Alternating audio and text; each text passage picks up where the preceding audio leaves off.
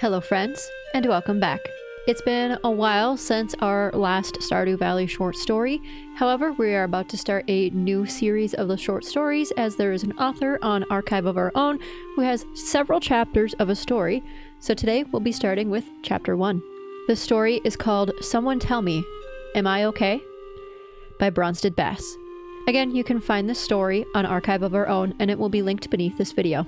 Summary. Corporate life isn't cutting it anymore for our MC as he heads towards his grandpa's farm for a new beginning. But can he overcome his self-esteem issues to make a better life for himself? Chapter 1. I'm not okay.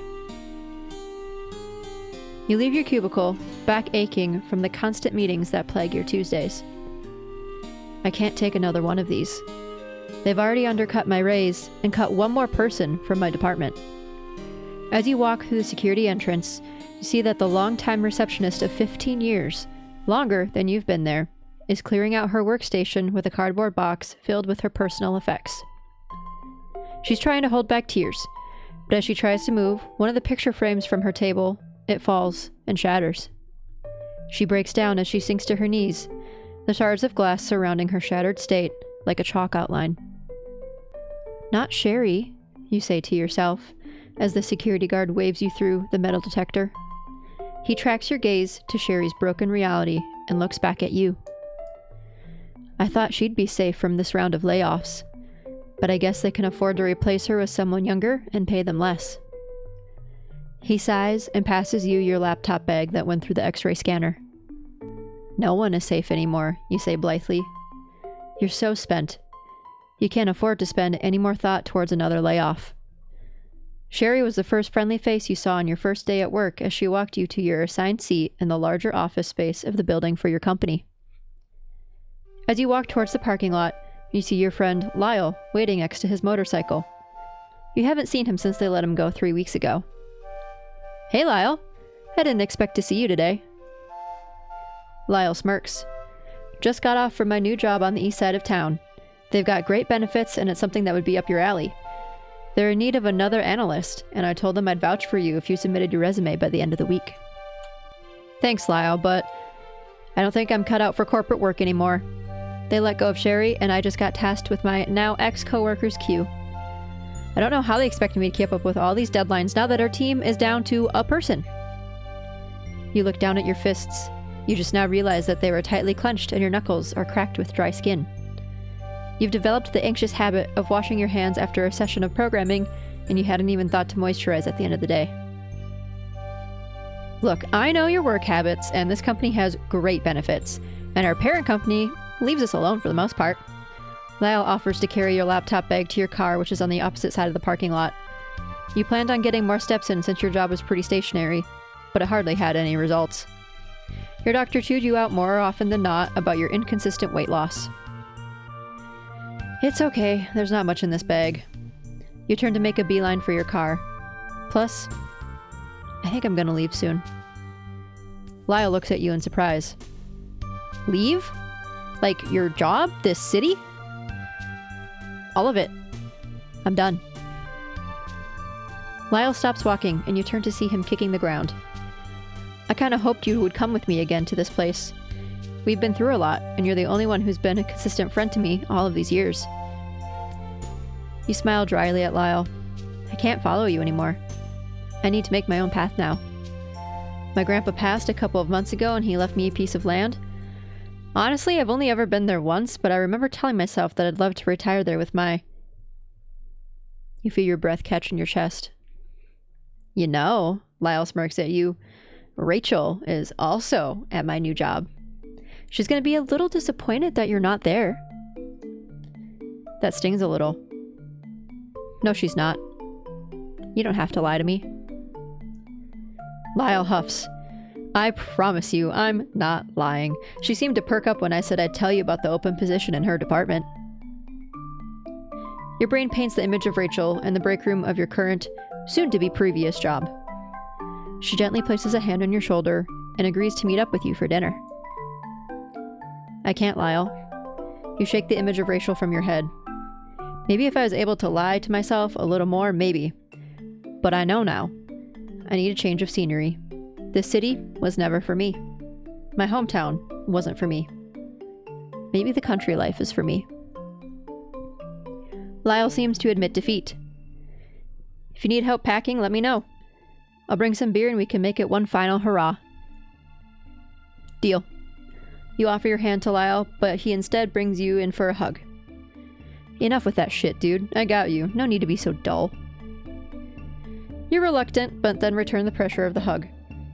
My landlord is chill. She'll understand, and I already have enough saved up to cover the next 3 months. We can get to work on Friday. I'll call in sick.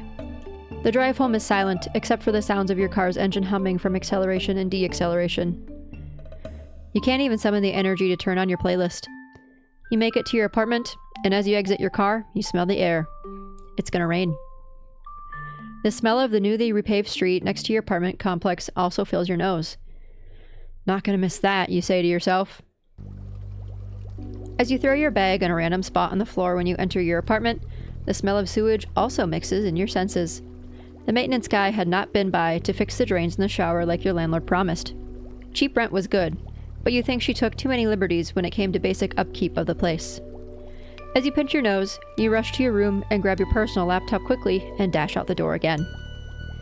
You don't even plan to go anywhere. You just sit idly in your car, looking through your email. Nothing. You quickly remember your grandpa had never even owned an electronic device, being so old school. Loathing the trip back into your rancid apartment, you recline the driver's seat of your car and stretch and groan. Looking to the backseat of your car, you see an opened envelope. After a brief second of disbelief, you reach for it and take the letter from the envelope. You remember the day you received this letter. It was the same day that your manager told you your raise, and it was less than expected. Even less than the previous increase you'd received. You feel ashamed.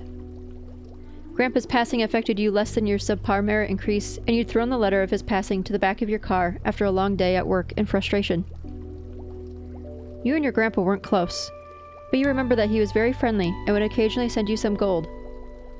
You still had that stash saved up for a rainy day, in case you needed to cash it in. But today was quite literally that rainy day. I'm sorry that I took you for granted, Grandpa, but I promise I won't waste this opportunity.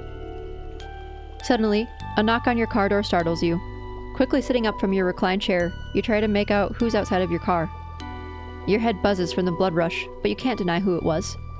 You'd recognize that flaming red hair anywhere, arranged in those curls. Knocking again at your window, Rachel's voice is slightly muffled. Hey there! I was just in the neighborhood. It had started to lightly drizzle, and you could see on her face that she was hoping to join you inside your car before it began to pour. Pointing to the passenger side of the car, you say, "It's open." Your mind couldn't seem to settle. Too much had happened today, and seeing Rachel seemed to push you over your limit. As she quickly made her way to the passenger side of the car, you take a deep breath. She enters and breathes a sigh of relief. Hey there. Hey, you say blankly. She seems taken aback. Well, Lyle told me that you were going to apply to our... No. I'm heading out at the end of the week to live on my grandpa's property. Your curt response seemed to shock her. But I thought working together in the same department, we'd... Stop it, Rachel.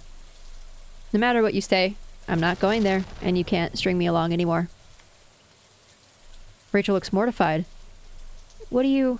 I wish you could have just told me that you weren't interested. Or that you weren't looking for a relationship. But I waited so long for you to give me a response or a time we could go out for a bite. But after a month, I gave up. And you acted like it was nothing and it was business as usual. You still keep saying hi to me when we pass each other in the hallway. You try to keep your voice level, but you could feel some bite coming out.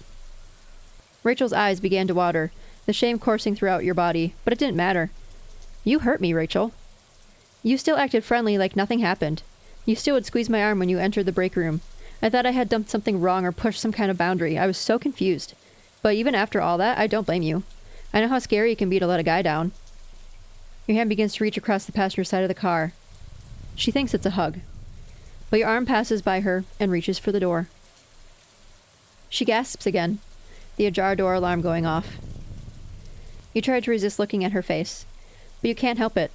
Strands of her red hair are stuck to her face from her tears, her eyes glistening from the moisture. She was picturesque. Absolutely beautiful in her sadness. One moment of weakness can be forgiven, right? Reaching behind her seat, you fish out the umbrella from the messy pile in the backseat floor well. You need this. Take care of yourself, Rachel. Make sure Lyle doesn't get into too much trouble. I honestly wish you both the best in your new careers. You offer the black umbrella to her, her eyes still glued to you. Rachel huffs and she shoves the umbrella in your face. It opens and the point of the umbrella strikes you in the face. You deserve this. The thought that's been with you since you were a child repeats again in your head. You lay back down in your seat that's still reclined. Rachel didn't bother to close your door, and the door ajar alarm still rings. In the chaos of the umbrella opening, the button selecting the radio was hit. The alarm is keeping time with the song playing on the oldies rock station. A sad breakup ballad. We didn't even go out, you say bitterly as you shut off the radio. Drumming the armrest with your fingers, you make the decision. Putting your grandpa's farm in your GPS, you take a deep breath. This can't wait till Friday. Once again, this story is called Someone Tell Me, Am I Okay? And this was Chapter 1, I'm Not Okay, by Bronsted Bass on Archive of Our Own, and it will be linked within this video. You can listen to the audio of this video as a podcast on both Spotify and YouTube, and hopefully more platforms to come. If you enjoyed this video or this audio, please be sure to like, comment, and subscribe. You can keep up with me on all of my social media channels. I'm the Anime Athlete everywhere. More episodes of Stardew Valley short stories are to come, and if you'd like to submit your own, you can submit one in the link below as well. Thank you so much for watching and or listening, and have a good rest of your night.